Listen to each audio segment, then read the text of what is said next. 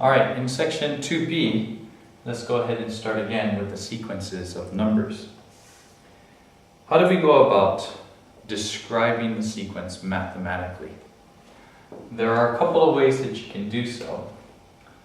The easiest way to do so is by using expressive language. So say, for example, if we took a look at that prior example that we saw in section 2a with this example here,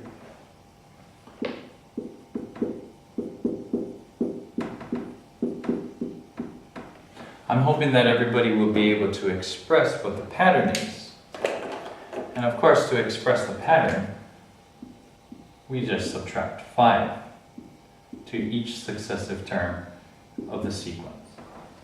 And this is basically what the pattern is going to be. You just subtract 5 from each successive term.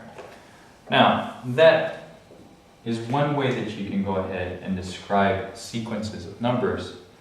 But of course, what we really want to try to do is come out with a formula or expression, let's say equation,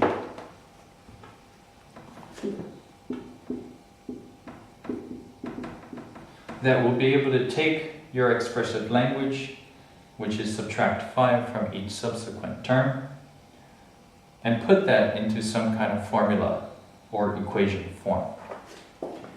Now, if we go ahead and do that, we need to go ahead and introduce some notation to go about describing those numbers. Okay, here we go. The first thing is how to talk about the sequence itself. This notation here, which is called U sub n, represents a sequence. Okay? U sub n. N represents the term location or term position. Okay? So let's go ahead and give you an idea of how all of this is working out. Let me go ahead and move this a little bit over. And let's go ahead and take a look at what we have here with regards to these numbers. This number right over here we said was the first term. This is the second term, the third, and so on. So what I can say then is that if I go ahead and take a look at n, which represents the term position, then this number here is actually going to be the first term. That number is going to be the second term, the third term, and so on. What that means then is that if I go ahead and take a look at U sub n, then U sub 1, U sub 2, and U sub 3 will represent the first, second, and third term of the sequence. Now, of course, what is this number going to be equal to? This number is going to be equal to 36. This number is going to be equal to 31. This number is going to be equal to 26, etc. So now, what do we do then in terms of actually generating this? Well, initially what we're going to do is we're just going to make sure that we can find the sequence of numbers itself based upon a formula or equation that's given to us. So, for example, this right here, this sequence right here, is actually represented by this. Okay? And let's go ahead and see if that actually makes sense. If we were to go ahead and substitute the value of 1 into n, then basically we're going to be also substituting the value of 1 into n here. So I say that the first term is going to be 41 minus 5 times by 1. And sure enough, that is going to be equal to 36. And again, U sub 1 is 36. If we were to go ahead and do another one, let's say U sub 3, u sub 3 is going to be 41 minus 5 times by 3.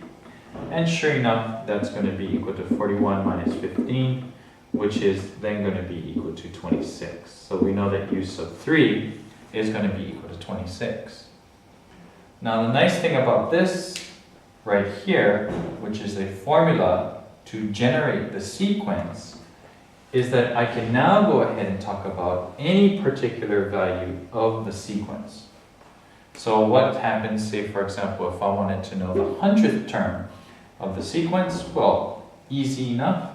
I just say that the 100th term is going to be u sub 100, and this is going to be 41 minus 5 times by 100. So this is going to be 41 minus 500. This is going to be equal to 459. So I can now then, based upon this particular equation, I can now go ahead and generate any term that I want of the sequence. Now another thing that we want to go ahead and also take a look at is one more piece of notation that represents sequences. Now of course we said that this particular sequence here is u sub n is equal to 41 minus 36. There are going to be other ways in which you can actually describe the sequence itself, and this is another way to do it. You can say that the sequence in that way, or you can also go ahead and write what those values actually are. Oops, sorry. This is 5n. And this is 5n as well. And there you go. So what we're going to be able to do then is, given this, or this, or this, you can now go ahead and generate the sequence of numbers given values of n.